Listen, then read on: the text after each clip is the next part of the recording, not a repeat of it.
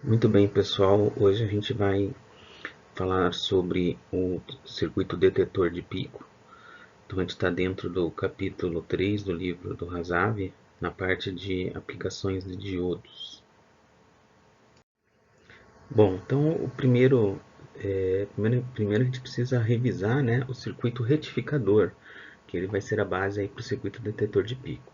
Então está aqui o circuito retificador, ele é basicamente um circuito em que a gente tem a fonte, insere com um diodo, insere com uma resistência, né? E a gente viu que esse circuito, né, o que, que acontece, qual é a curva de transferência dele? Bom, para valores negativos de VIN, o diodo fica uma chave aberta no modelo ideal, né? Então daí a tensão é nula na resistência R1. Quando o diodo tem uma chave fechada, ele conecta, né, a tensão VIN R1. Isso acontece para valores positivos de VIN. E aí ele tem, né, a Vout segue a tensão de entrada. E se a gente coloca uma tensão senoidal aqui em VIN, né, o que, que acontece? Nos ciclos positivos da tensão senoidal, o diodo vai estar fechado, então na saída você vai ter o ciclo exatamente como ele entrou. Né? E nos ciclos negativos, a tensão vem negativa, o diodo vai ter tensão nula. Né? Então você vai ter essa onda que a gente chama de onda retificada. Né? E como só passa a tensão positiva para Vout, a gente chama de retificador, né, positivo. E como só passa metade da onda, a gente chama de retificador meia onda. Ok? O que acontece quando a gente analisa daí esse circuito pelo modelo de tensão constante? Bom, lembra que o modelo de tensão constante, o diodo, ele não é só uma chave, né? Ele é uma chave em série com uma fonte VD1, ou seja, aquela tensão de 0,708. Então, no modelo de tensão constante, o que, que vai acontecer? A principal mudança que você vai ter é que a tensão VIN precisa atingir a tensão de 0,5 a 0,8 volts do diodo para que ele ligue, né? Ou seja, para que ele conecte VIN a Vout. Tá? Então, a principal mudança agora é que a gente vai ter um ponto de quebra na função de transferência mais para frente. Então, antes disso, né, a tensão vai ser zero porque o diodo está desligado. Após isso, a tensão de saída copia VIN com inclinação 1. Né? Como é que fica a resposta de Vout a uma tensão de entrada senoidal, né, que varia entre mais Vp e menos Vp? Bom, agora, enquanto VIN não atinge a tensão VD1, né, o 0,5, 0,8 volts, a tensão na saída vai ser zero, né? Então aqui eu coloquei aqui o VD1, tá? Enquanto ela não atingir esse valor, todo esse tempo aqui, ela vai ser nula, tá? Então tá aqui, ó, ela é nula, tá? Após isso, o diodo fecha e aí a gente vai passar a tensão VIN para Vout.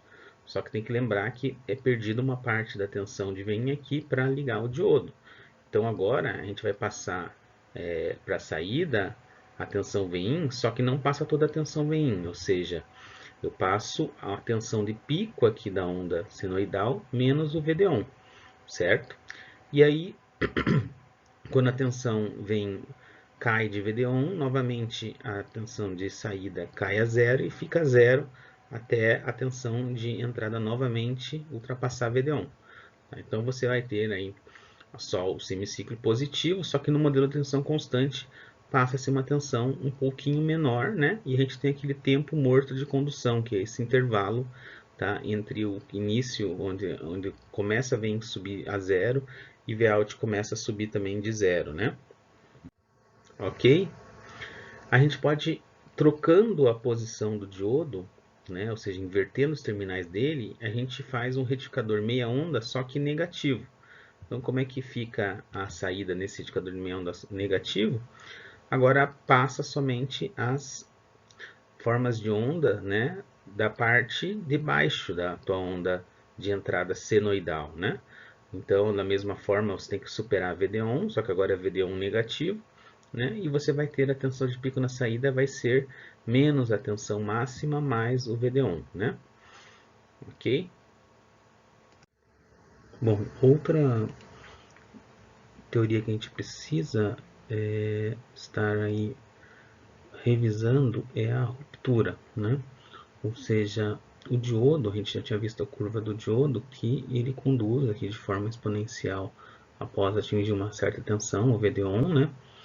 Mas existe uma tensão reversa máxima que a gente pode colocar no diodo, que faz com que ele também conduza no sentido contrário da seta dele. E aí essa condução nesse sentido contrário é chamada de ruptura, tá?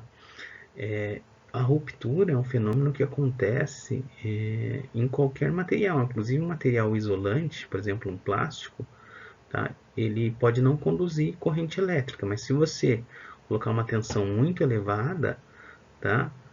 Vai chegar uma hora em que você vai acabar conduzindo corrente elétrica pelo plástico, tá? Então todos os materiais eles têm um valor por mais que ele bloqueie, né, a corrente, existe um valor máximo de tensão que você consegue, que você põe e ele acaba conduzindo corrente elétrica, né? Então existem duas formas para isso, dois mecanismos físicos que fazem com que o diodo conduza nessa ruptura. Mas antes de falar neles, é bom a gente dizer o seguinte, que a ruptura, tá, apesar do nome dela de parecer que vai romper, que vai estragar o diodo, tá, ela nem sempre isso pode acontecer, tá? Ou seja, ele vai conduzir corrente intensamente no sentido contrário da seta dele, mas a ruptura física, ou seja, ele queimar ou ele abrir, né, o diodo abrir por passar muita corrente, só vai acontecer se você não tiver uma resistência que bloqueie ou que faça com que essa corrente, essa condução no sentido contrário da seta, esteja dentro dos valores máximos, né, que o diodo suporta. Então, a ruptura nem sempre quer dizer que o diodo vai estragar, que ele vai queimar, tá?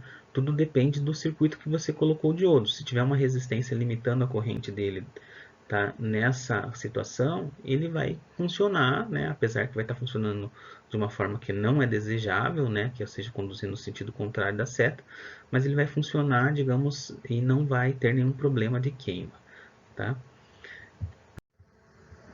Bom, os dois tipos de rupturas que a gente pode ter, o primeiro delas é por efeito Zener, né? Que a gente vai ver depois que existe um dispositivo que utiliza essa ruptura para ele trabalhar nessa ponta da curva, tá? Mas como que ela acontece, tá? Essa ruptura por efeito Zener, ela acontece toda vez que você coloca um campo elétrico aqui, através da fonte externa, muito elevado. Se você coloca um campo elétrico muito elevado, você consegue quebrar as ligações covalentes dos átomos de silício, tá? Com o dopante também, né? E devido a esse campo elétrico, essas quebras de ligação covalente vão gerar elétrons livres e eles vão ser varridos, né? Por causa do campo elétrico, e isso vai gerar uma corrente elétrica, né? Ou seja, uma condução no sentido contrário. Tá? Esse efeito ele ocorre sempre quando você tem campos maiores aí que 10 a sexta volts por centímetro. Então são campos muito elevados. Tá? Para acontecer isso, em geral, quando você tem uma região de depressão aqui no meio da junção PN muito estreita, tá? Que, lembrando como o campo elétrico é volts por centímetro, se a região de pressão for menor, o campo acaba aumentando, tá? Além disso, também, essa condição acontece mais quando você tem um valor de dopagem mais elevado na junção PN, tá? Então, essa é uma dos efeitos aí que pode ocasionar a ruptura. O segundo é a ruptura por avalanche, tá? Que ela acontece nas junções com dopagem mais leve, tá? Que não conseguem romper por efeito Zener. Então, na realidade, aqui o que acontece? O campo elétrico externo que você coloca pela fonte, tá? Se você vai aumentando essa tensão da fonte de tal forma que ele força os elétrons a se movimentar numa velocidade tão alta, tá? E claro que aí você tem que aumentar bastante a tensão, então isso aqui ocorre mais para tensões bem elevadas, aí vamos pensar em 50 para cima, 50 volts para cima, tá? Você acelera o elétron com tanta força, tá? Que ele acaba colidindo com outros átomos, e nessa colisão, a energia dessa colisão ela é absorvida por outros elétrons que daí acabam sendo promovidos aí para elétrons livres. Então, elétrons de valência vão para elétrons livres. E essa energia é tão forte que libera aí, né, por exemplo, um elétron pode liberar 3 elétrons.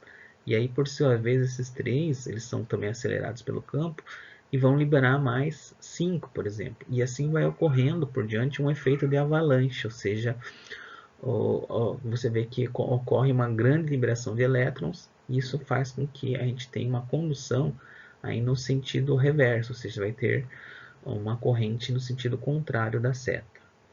Então, esses são os três, as duas formas que pode ocorrer condução no sentido contrário da seta. E elas suscitam o que para a gente? Que a gente tem que observar qual é a máxima tensão reversa que ocorre num diodo num certo circuito, para que ele não conduza no sentido contrário da seta, porque na maior parte das aplicações a gente não quer que ele conduza no sentido contrário, a gente quer que ele só deixe passar corrente no sentido da polarização direta, no sentido da seta dele, ok? Muito bem, então visto aí a teoria sobre o retificador, no circuito retificador, revisado, né, essa teoria, também sobre, a gente viu a teoria da ruptura, ou seja, do diodo conduzir no sentido contrário da flecha dele. Então agora a gente pode fazer um estudo melhor do circuito detetor de pico, né? Aqui por enquanto vamos usar um modelo do diodo ideal, tá? Então o detetor de pico basicamente é uma série entre o diodo e um capacitor. Então a única coisa que muda do retificador é que a gente trocou o resistor R1 pelo capacitor C1. Bom, vamos entender então o que acontece nesse circuito quando a gente coloca aqui uma tensão de entrada senoidal que varia de uma tensão Vp positiva até uma tensão Vp negativa. Então, a primeira coisa que vai acontecer é o seguinte: quando a tensão Vp for positiva, tá? O diodo, no modelo ideal, ele vai fechar a chave dele, então ele vai conduzir corrente. E isso vai fazer com que a tensão Vin seja conectada diretamente no capacitor C1. Por isso, a tensão na saída, que está aqui em vermelho, ela vai copiar a tensão da entrada. Então, vai copiar até chegar aqui a tensão máxima da entrada. Tá? O que acontece quando a tensão do capacitor aqui, né, que é a da saída, chega ao máximo da tensão de pico da entrada? O capacitor ele não tem por onde se descarregar, não tem nenhuma resistência para que essa tensão dele diminua, né? Ou seja descarregada dele. Então ele vai manter constante essa tensão de Vp máxima, tá? Mesmo a tensão Vin sendo caindo, né? Então ele vai manter essa tensão constante. E o que acontece com a tensão no diodo? Ou melhor, o que acontece no diodo? Ele vai ficar ligado ou desligado? Bom, a tensão aqui chegou ao máximo da tensão da alimentação, Vp. Então aqui vai ter uma tensão constante Vp. Na entrada, a tensão vai começar a cair. Então isso quer dizer que a tensão que eu vou ter no diodo vai ser menor que zero. Isso vai fazer com que ele fique aberto. Tá? Então o diodo vai ficar desligado sempre. Tá? Não importa o que aconteça, como a tensão aqui sempre vai ser a tensão máxima que ele carregou da fonte, tá? A tensão Vin aqui no máximo vai ser Vp positivo, isso quer dizer que a tensão no diodo sempre vai ser ou vai ser zero ou menor que zero, ou seja, ela vai ser sempre menor ou igual a zero, ou seja, ele nunca vai conduzir, ele vai sempre estar desligado. Isso quer dizer que a tensão então, do capacitor vai se manter sempre constante no valor da tensão de pico da tensão de entrada. Por isso o nome de detetor de pico, né? Ou seja, ele vai gravar a tensão de pico da tensão de entrada. E lembrando que essa partezinha aqui onde ele se carrega, isso aqui só ocorre no início, ou seja, na hora que você energiza o circuito. Você não consegue ver no osciloscópio essa subida, que é muito rápida, tá? Tem condições aí simples, você não vai conseguir ver isso aqui. Você só vai ver uma linha reta na saída do Vout, uma tensão contínua. Então veja que você está transformando, ele transforma uma tensão alternada numa tensão contínua, o detetor de pico, né? E como que fica a tensão em cima do diodo, né? Porque apesar da tensão na entrada estar fixa, desculpa, a tensão na saída estar fixa, a tensão no diodo vai variar, né? Como que ela vai variar? Bom, então a gente tem que ver isso aqui porque lembra que a gente falou sobre a ruptura do diodo. gente precisa ver qual vai ser o valor que vai máximo de tensão reversa que a gente vai ter nele, né? Então vou fazer aqui uma onda do diodo no tempo, né? Como eu falei, o máximo dela vai ser zero, então não tem tensão positiva no diodo. Então o que vai acontecer aqui no tempo T1, tá? Onde a tensão é máxima. Aqui vamos observar como é que vai se comportar o diodo. Então, até o tempo T1, tá? O diodo está ligado, né? O capacitor está se carregando. Então, se o diodo está ligado, a tensão dele é zero no modelo ideal, né? Ele é uma chave fechada, a tensão de uma chave fechada é nula, tá? Qual vai ser daí a tensão do diodo a partir daí quando ele está desligado? Bom, a tensão do diodo é a tensão do nó dele, do anodo menos a do catodo. Então vai ser a tensão Vin menos a tensão Vout. A tensão Vout, quando está desligado, é sempre mais Vp, tá? E a tensão Vin varia. Então vamos pegar alguns pontos, por exemplo, os pontos em que Vin cruza com zero, ou seja, quando o Vin é igual a zero. Quando Vin é igual a zero, a tensão no diodo vai ser o quê? Como falei antes, Vin menos Vout, então vai ser zero menos a tensão Vout, que é Vp. Então, 0 menos Vp vai ser menos Vp. Tá? Então, em todos esses pontos aqui que cruza com zero, eu vou ter que o diodo vai ter tensão menos Vp. Então, vou colocar isso aqui, ó. Aqui menos Vp, aqui também menos Vp e aqui menos Vp. Então, tenho 3 pontos já aqui para traçar a minha curva do diodo, mas ainda falta mais. Tá? E quando a tensão Vin é menos Vp, aqui na tensão máxima negativa, qual vai ser a tensão no diodo? Coloca lá de novo, Vin menos Vout é a tensão no diodo. Então, menos Vp é Vin, menos a tensão da saída, que é Vp. Isso aqui eu vou ter 2 vezes Vp negativo. Então, nesse ponto aqui, ó, eu vou ter 2 vezes a tensão de pico negativa. Tá? E por fim, qual vai ser o valor da tensão no diodo quando a tensão na entrada é a tensão máxima positiva? Então, isso aqui vai ser Vp menos a tensão da saída, que é Vp também. Então, isso aqui vai dar zero. Então, aqui, né, a diferença das duas tensões é zero. Tá? Então, eu vou ter esse ponto aqui. Então, aqui já dá para ver que se a gente ligar os pontos, a gente vai ver qual vai ser a tensão, uma forma de onda de tensão no diodo. Tá? Então, ligando os pontos aqui, a gente vai ter essa forma de onda no nosso diodo D1. Tá? E o que interessa para nós nessa forma de onda? Interessa o máximo valor reverso, a máxima tensão reversa que vai ter nele. Tá? Então, aqui a tensão, você pode obter ela tanto por aqui, ó, ou você pode ver que a máxima diferença entre esses dois gráficos é 2Vp. Tá? Então, eu vou concluir que a tensão máxima reversa que o diodo é submetido vai ser 2 vezes a tensão de pico. Então, imagine que a tensão Vin aqui fosse 30 volts, tá? A máxima, né? 30 em menos 30, o diodo vai ter aqui uma tensão reversa de menos 60 volts, tá?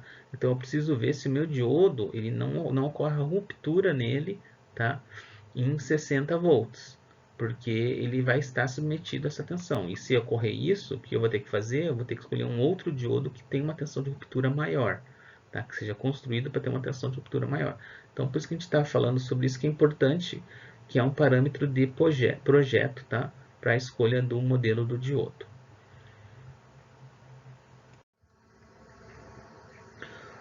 O detetor de pico, um modelo de tensão constante, o que vai acontecer de diferente, né, para esse circuito? Bom, basicamente, agora o diodo precisa que a gente atinja o VD1 para que ele conecte a tensão Vin em C1. Tá? Então, enquanto a gente não atinge o VD1 aqui, né, a tensão no capacitor, ou seja, a tensão na saída, fica nula. Quando a gente atinge o VD1, o que acontece? O capacitor se carrega com a tensão de pico, né, menos o que é perdido no diodo, o VD1. Então, ele chega até aqui.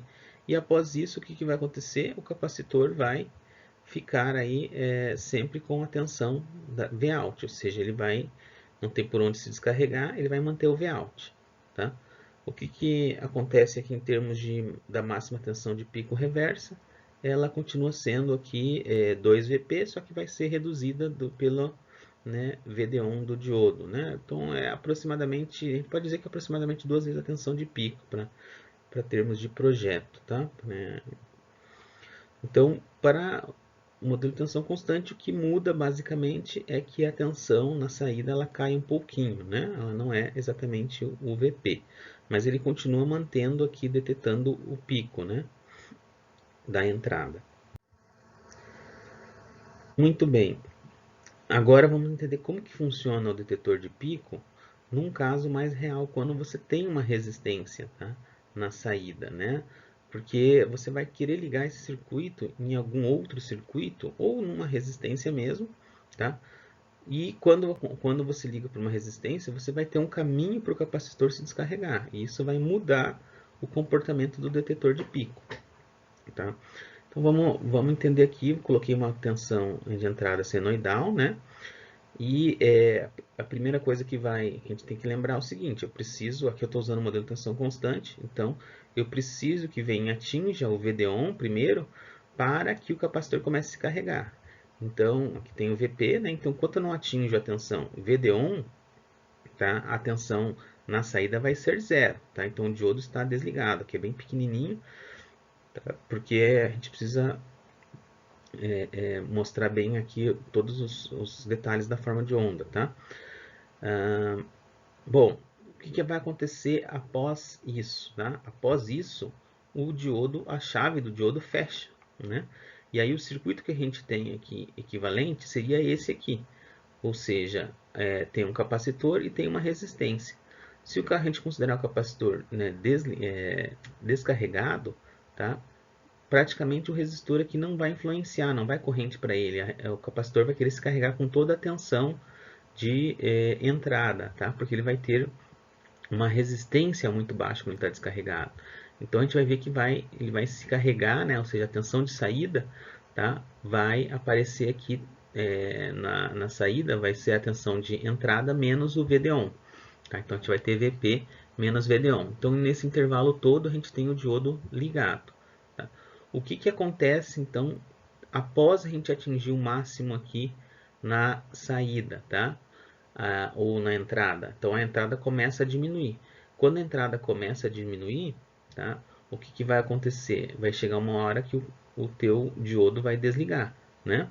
Então a tensão aqui no teu diodo, ela vai começar a baixar da tensão de pico. E a tensão no capacitor aqui ela é VP menos VD-ON, tá? Então quando a tensão aqui ela cair VD-ON, tá? O teu diodo acaba abrindo, né? E aí o circuito que a gente tem para a saída vai ser um circuito de descarga de capacitor, um circuito paralelo entre capacitor e resistor, tá? Então, com o capacitor aqui tendo um valor de VP menos VD-ON. Então, o que vai acontecer? Vai ter uma descarga, ou seja, o capacitor vai diminuindo a tensão porque ele descarrega, né, corrente em cima do resistor. Então, a tensão vai diminuindo, tá? Aqui vai depender da constante RC, né? Aqui é para uma constante RC razoável, né? Média, vamos dizer assim. Tá? Quando chega nesse ponto, o que acontece? A tensão de saída é igual à tensão de entrada.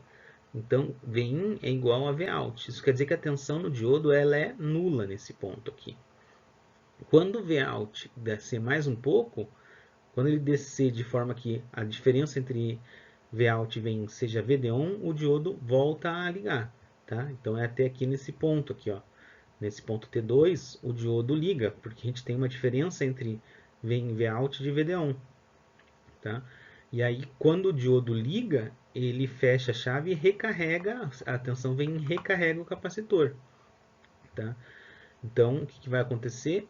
A tensão Vout sobe novamente. Tá? E aí esse ciclo, né, vai se perpetuando. Né? E aí o que a gente observa, então, é que a saída, né, isso aqui lembra que essa parte inicial ela é um transitório, ou seja, só ocorre na hora que você liga o circuito. Então, o que você vai ver vai ser essa onda que fica variando aqui, né? Que fica diminuindo, descarregando o capacitor e subindo, descarregando o capacitor e subindo, tá? Então, isso é o comportamento do circuito detetor de pico com carga, ou seja, com uma resistência. tá? E o que, que acontece se a gente escolhe valores de C1 baixos, muito baixos, né, ou muito altos, vamos dizer assim. Quando você tem um valor muito pequeno, descarrega muito rápido. E aí o circuito vai ter quase um comportamento de um retificador de meia onda, com uma onda meio, vamos dizer assim, deformada, tá? Quando você tem um valor de C1 pequeno, essa ondulação ela tende a ser maior. Quando você tem um valor de C1 alto, ela começa a reduzir. Tá? Se você colocar um valor muito alto, ele vai tender a um valor muito constante, ou seja, você vai ter uma tensão constante aqui. E aí você vai ver que dependendo do valor do C1 e do RL, você consegue deixar essa tensão aqui constante. E aí dá para a gente perceber que esse circuito aqui, ele transforma uma tensão senoidal numa tensão contínua, tá? Desde que você escolha direitinho o valor da capacitância e em função da resistência que você tem na carga, tá? E aí você pode ter bem pouca ondulação, que você pode considerar que a tensão aqui na saída ela é contínua, ok? E aí vem a última questão aqui, né? Como que a gente pode quantificar qual vai ser essa tensão, né? Essa ondulação na saída, tá? Digamos que eu queira reduzir essa ondulação ao mínimo possível, né? Como é que eu faço para escolher o meu resistor, né? E a capacitância aqui, né? Então a gente precisa fazer aqui uma dedução matemática para achar uma fórmula para entender como que VR varia, né? Então aqui eu estou colocando no meu circuito, a minha tensão vem em uma tensão senoidal, que ela tem frequência Fin ou período Tin, né? Que a gente está colocando aqui, né? Lembrando que a onda, mesmo ela fazendo isso aqui na saída, ela vai também seguir um período, né? Igual ao da fonte de entrada, né? E a gente sabe que aqui a tensão de saída vai, no máximo, vai chegar a Vp menos VD1, mas a gente não sabe aonde ela chega quando ela decresce, quando o capacitor descarrega, né? Então o objetivo é achar o valor desse VR. Então eu sei que esse VR ele vai ser a tensão Vp menos VD1, né? Menos a tensão que eu tenho na saída no tempo T3 aqui dessa onda. Então, Vp menos VD1 aqui, se eu souber o VD1 do meu diodo, e Vp é a característica da tensão de entrada, então esses dois aqui são conhecidos. O que eu preciso é achar esse valor aqui, né? Então, como que eu acho a tensão Vout T3? Então, eu preciso entender o que, que acontece aqui com a tensão de saída nesse instante que está descarregando o capacitor. Bom, se você lembrar, a descarga de capacitor você viu lá em circuitos 1, né, em análise de circuitos. Então a tensão do capacitor ela se descarrega de acordo com uma exponencial em negativa, ou seja, a tensão que ele tem, né, no momento em que ele começa a descarregar, né, n elevado a menos t sobre RC, que é a constante de tempo de descarga, né? Então aqui não vai ser diferente, ó, a nossa tensão que o capacitor tem, né, inicialmente, ela vai ser Vp menos VD1, né? Então, aqui a gente vai ter aqui E elevado a menos T, e aí os nossos resistores e capacitores são RL e C1. Então, isso aqui é válido para T1 até T3, né? A gente vai considerar T1 como zero, né? Como a origem do nosso tempo, né? Então, aqui para facilitar, né? Então, vou mudar aqui para zero, tá? Então isso aqui é o que acontece com o capacitor, com a tensão no capacitor, que é a tensão na saída. Bom, mas aqui é uma equação não linear, né? Vamos tentar linearizar ela. De que forma? Usando série de Taylor. A série de Taylor, a gente pode aproximar uma exponencial n a menos x pelos dois primeiros termos da série de Taylor, que é 1 menos x, né? Desde que o x seja muito menor que 1. Tá? Ou seja, se a gente passar para o nosso caso, aqui a nossa exponencial é n a menos t sobre RLC1. Tá? Isso aqui seria aproximado a 1 menos t sobre RLC1 se a relação de t sobre R e C seja muito menor que 1. Ou seja, se o t aqui, né, for muito menor que R vezes C. Tá? Isso aqui, em geral, ele é válido. Tá? Fica mais fácil depois de ver por valores práticos que a gente tem que acaba utilizando para R e C. Tá? Mas em geral isso aqui é válido. Então, a gente pode fazer a aproximação aqui de VP menos VD1, 1 menos T, né, RLC1. Então a gente fez aqui, fez essa aproximação de Vout. Tá? E aí agora a próxima parte a gente aplicar a propriedade distributiva. Então a gente vai ver que Vout é VP menos VD1. Então multipliquei aqui por 1 e multipliquei VP menos VD1 pelo T RL sobre C1. Né? E por fim, agora eu preciso achar a tensão Vout no tempo T3, né? Que é o que eu preciso aqui para obter a tensão VR, né? Então aqui eu vou ter VP menos VD1 menos VP menos VD1 vezes agora coloquei T3, né? E aí como que eu acho esse instante de tempo T3, né? Então a gente pode fazer o seguinte, T3 é igual ao tempo, ao período, né? De variação da atual onda, menos esse ΔT, que é o tempo em que o diodo está ligado, que ele recarrega o capacitor. Tá? Em geral, esse tempo aqui ele é bastante pequeno em relação ao tempo de descarga. Tá? Então a gente vai fazer mais uma segunda aproximação, quer dizer que esse ΔT ele é muito menor que T1. Então a gente vai aproximar T3 ao valor do T1. Tá? Então, o que vai acontecer agora? Então, eu coloquei aqui VR, então, vai ser VP menos VD1, né, que é essa primeira parcela, aí menos o Vout do T3, que é VP menos VD1, e menos aqui toda essa expressão.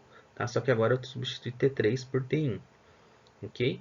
Aí aqui esses dois itens aqui se cancelam, né? Então, a gente vai ter que VR vai ser aqui o... Opa, aqui tem um errinho aqui seria... Faltou aqui um parênteses aqui, né? Tá? Mas atenção, VR, então aqui vai ser VP menos VD1 T1 RL sobre C1, ou seja, é a mesma coisa, se a gente inverter aqui, né? VP menos VD1 RL C1 por F1. Então, vamos corrigir aqui só esse errinho, né? Então, aqui na realidade, aqui é VP menos VD1 e... Então, aqui teria tipo um colchetes, né? Ok?